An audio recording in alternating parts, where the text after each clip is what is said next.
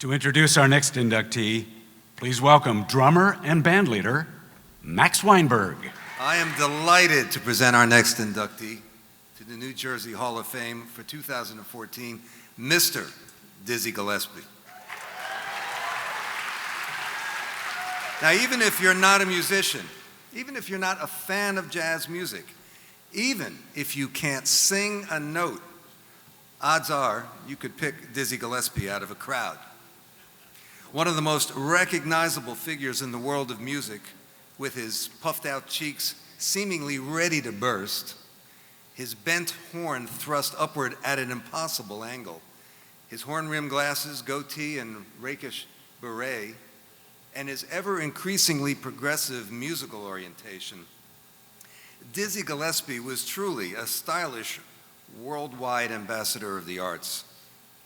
So I imagine that back in the day, even if you weren't into his music, his infectious personality, his smiling face, and his propensity to have fun made him the kind of person that you'd want to hang around with.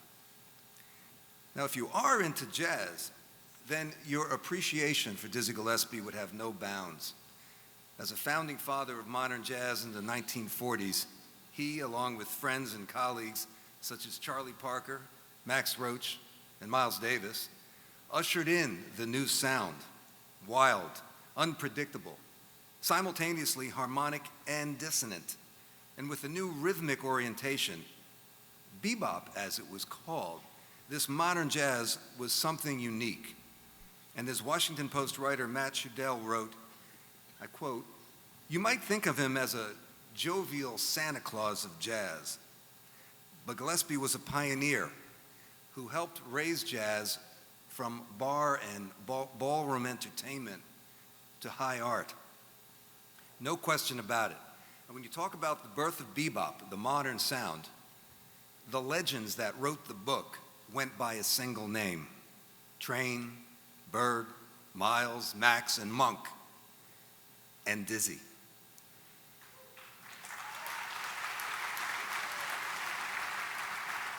Now, the musicians that he influenced really read like a who's who of the past 40 years of jazz. People like John Faddis, Clifford Brown, Arturo Sandoval, and Chuck Mangione, to name a few. And finally, if you are a musician, when you hear Dizzy blow his horn, your jaw just drops. He was a force of nature, and his solos were, as one reviewer wrote, full of cliff-hanging suspense, breakneck runs followed by pauses, huge interval leaps, immensely high notes, slurs, smears, and bluesy wails. And ladies and gentlemen, as a musician, I would add that Dizzy's playing seemed effortless. His ear was impeccable, his compositions timeless, and all of his abilities were presented by a gentleman of unerring grace and humility. Ladies and gentlemen, here to accept this honor, on behalf of her dad, please welcome Jeannie Bryson.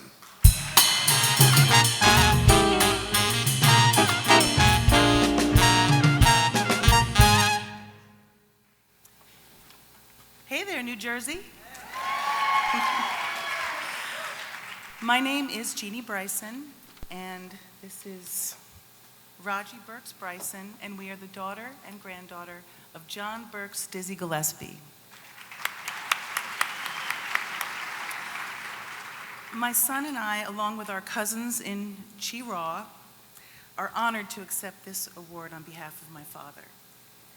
My dad may have been born in a sleepy little town in South Carolina, but he knew that to make it in jazz, he had to come north, and north he did come.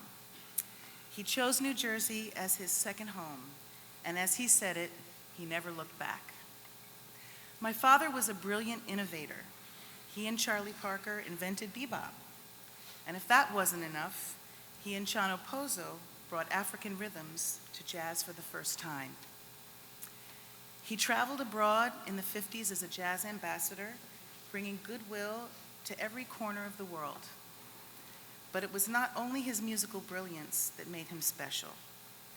His willingness to teach and mentor younger musicians was his hallmark. He was a true musical father to many jazz greats. For instance, Chuck Mangione and Arturo Sandoval. I've been asked many times over the years, what advice did your father give you about music or about being a musician? And true to form, with a straight face, I remember his unexpected best advice being, get a good lawyer. I think he might have been right. He did say that. Dizzy had many passions outside of music. He loved playing chess, anywhere with anyone. He loved fine watches and good cameras. And yes, he loved an excellent and probably contraband cigar. My dad was endlessly interested and interesting, and he remembered every single person he ever met. His humor was legendary. His heart was huge. His generosity and concern for other jazz musicians was ultimately shown by the fund that he established at Englewood Hospital, which to date has underwritten over $5 million for medical costs for musicians that don't have money and no insurance. I know my father would be very proud to be among those honored tonight, and I accept this award as a Jersey girl myself with gratitude and humility. Thank you.